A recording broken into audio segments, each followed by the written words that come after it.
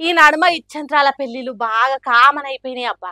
మొన్న ఎప్పుడో ఆదిలాబాద్ గిరిజన ఏరియా దిక్కు ఒక పిల్లగాన్ని ఇద్దరు ఆడపిల్లలు ఇష్టపడితే చేసేదేం లేక ఇంట్లో ఊరోళ్ళు అంతా కలిసి పెళ్లి చేసి ఇచ్చిర్రు. ఇక ఒక్క మగవానికి ఇద్దరు పెండ్లాలు ఉండు ఆడాడ కొందరికి జరుగుతూనే ఉంటది.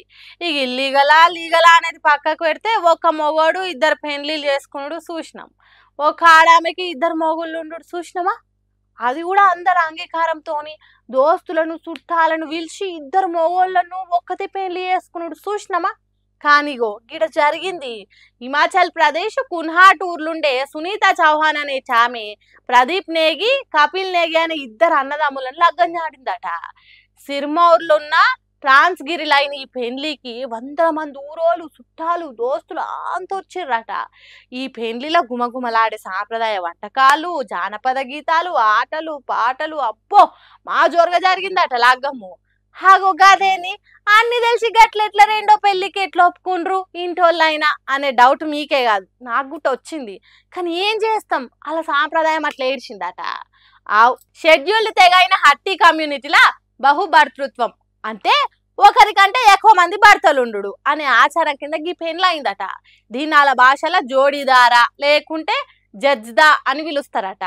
అయితే పెండ్ల అనేది మన సాంస్కృతిక సాంప్రదాయం అయినా కూడా ఈ రెండు భర్తల పెండ్లీలు మాత్రం పెద్ద రచ్చకే దారి తీసిందట.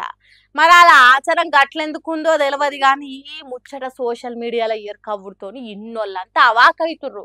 నయం రా దేవుడా గిసోంటి దిక్కుమాలిన ఆచారం మన తాన లేదని ఇంకొందరిని నిమ్మలమవుతుర్రు. ఏందో ఏమో పోరి ఈ సాంప్రదాయాలు.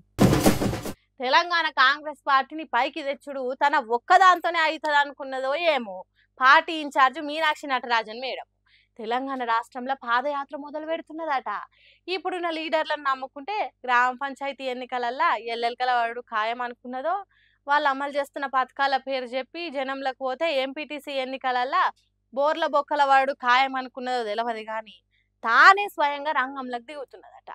మేం తోపులం మేం బీ తోపులం అని చెప్పుకుంటున్నారు కానీ నేను తప్ప తెలంగాణ కాంగ్రెస్ పార్టీని ఇంకెవ్వరు రక్షించలేరు అనుకున్నది కావచ్చు. ఈ నెల 31 తారీఖు నుంచి నడక మొదలు పెడుతుందట. ప్రతి నియోజకవర్గంలో 8 నుంచి 10 కిలోమీటర్లు పాదయాత్ర చేస్తుందట. అట్లా వారం రోజులు 6 జిల్లాలు తిరుగుతుందట మేడం. ఈ సర్కారు మీకు ఇచ్చిన 6 గ్యారెంటీలు అందుతున్నాయా, యూరియా సరిపోని దొరుకుతున్నదా, ఇందిరమ్మ ఇండ్లను నిజమైన పేదోళ్ళకే ఇచ్చిండ్రా, సన్న బియ్యంలో నూకలు ఎంత కాలుస్తున్నాయని అడుగుతుంది కావచ్చు. నటరాజన్ మేడాన్ని చూడంగానే తెలంగాణ జనము ఎట్లా రియాక్ట్ అవుతారో, ఈ పాదయాత్రలో ఎన్నెన్ని చిత్రాలు జరుగుతాయో, సర్కారు మీద ఫైటింగ్కు దిగిన పబ్లిక్ను ఎట్లా ఎదుర్కొంటుందో చూడాలిగా.